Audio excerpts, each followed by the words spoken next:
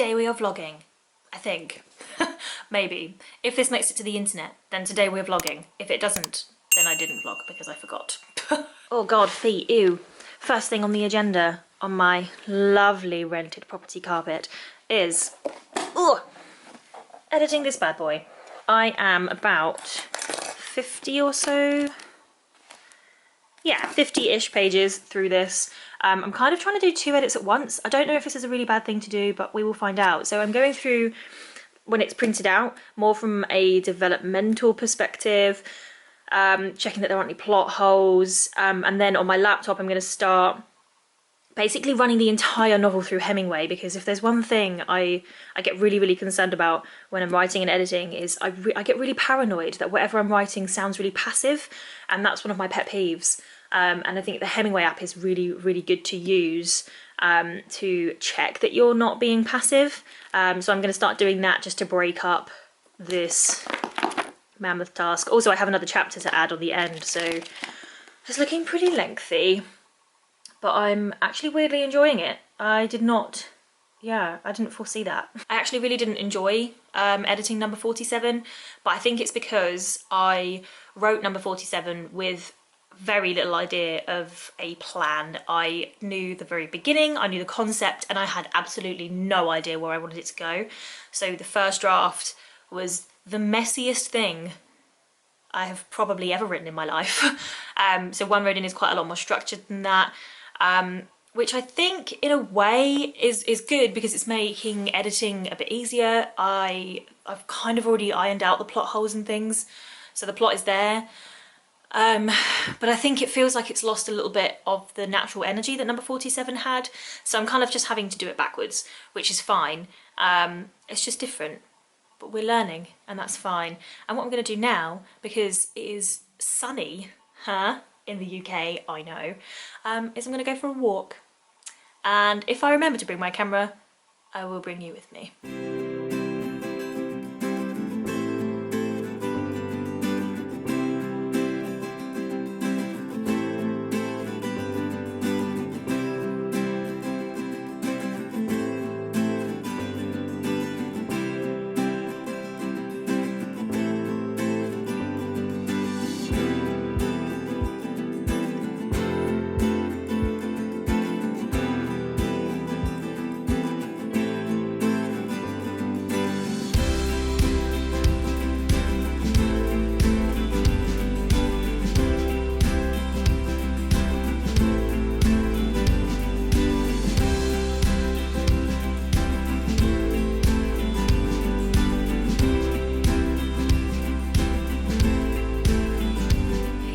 Videos recorded, 2 of them, more than I would normally do. I normally just do 1. Have I edited any of them?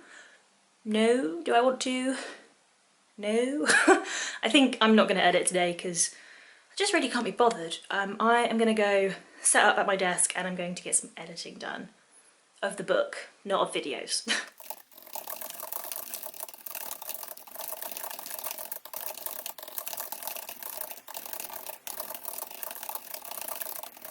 Okay, so this is what we're doing right now.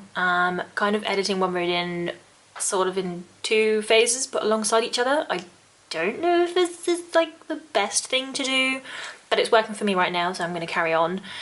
So my printed out copy I'm using for developmental edits only. I'm not worrying about like sentence structure or any, you know, really niddly fiddly bits. So that's what we're doing with that. And on my laptop I quite literally have the existing version, which is version 3, open on one side, and I am using Hemingway to drop big chunks of text in at a time, and then I edit it based on the stuff that's highlighted in Hemingway. I don't know if anyone really uses Hemingway. No one really talks about it. It's just a free app. Don't take it as gospel, but it's pretty good. I can show you. So this is what we have at the moment. So on the right hand side, I'll give you a sneaky little peek. So whenever you have like these red blocks, that means that the sentence oh my goodness, that means the sentence is really complicated. And considering that is one sentence, yeah, I'd probably say he needs cutting up. My favourite thing to use the Hemingway app for is to pull out uses of passive voice. I don't know why, but I get so concerned, like so concerned that I'm using the passive voice too much. And I don't know why, because most of the time I'll drop stuff in and it says I don't use it at all, but I just feel like I am. I feel like I'm not writing intensely enough. I don't know what it is. But I always get it. I feel exactly the same way. I felt the same way with number 47. So I think it's just one of my own hang-ups, really. And we love an adverb before editing. What can I say? Sorry, Stephen. But yeah, I find Hemingway really useful. And it also gives you, I don't know, like, you know, how useful this is for everyone, but it gives you a grade. So my grade is 11, which is a lot higher than normal. I think I got number 47. I didn't aim to get it down, but number 47 ended up on grade 8, I think. And that, I think, is meant to estimate your kind of like your audience's reading grade. Realistically, you want it kind of low, like not really, really low, because unless you're writing YA or a kid's book, then go for it. But you don't want to intimidate people.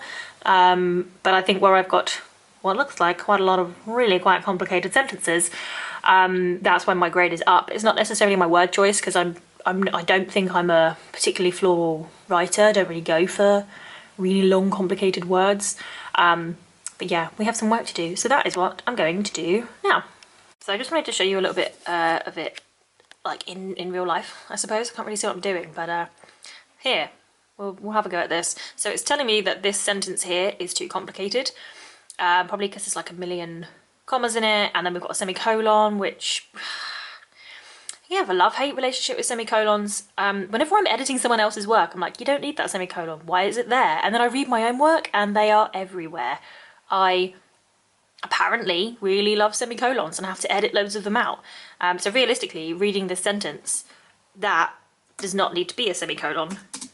That could just be 2 sentences. And by changing it to 2 sentences, it makes it a lot easier for a reader to digest. So that is what this app pretty much does. It just highlights when things are too complex, passive, too many adverbs. Don't take it as gospel, because if your writing style kind of means that you have very floral sentences or you use loads of adverbs, then just ignore it, because, you know, rules are great to break once you know what they are. But for me, I really like using this, and I highly recommend it because it is free. So we've done some editing. I think essentially what I'm doing, I really don't know if it's like, I don't know, the wrong thing to do. But as I said earlier, it is working for me, so I'm going to keep doing it. I think what I'm doing is developmentally editing at the same time as line editing, but my developmental edits are quite far in front of my line. But I just get bored of developmentally editing. I think everyone has the same issues really, developmentally editing. But I build up what is probably quite a small issue and could be changed and solved with like changing part of a chapter or something, but I build up those issues until I'm almost scared of resolving them, which is why One Road In has taken so long, because my first draft of it I did in Nano a couple of years ago, and it was a hot mess. It was awful. I didn't really plan it properly, even though I did plan. I spent ages reading like Save the Cat and planning off the back of that, but it just wasn't working, and I couldn't pull myself away from it for long enough to work out why it wasn't working. So I sort of just gave up, in all honesty, and wrote some other stuff.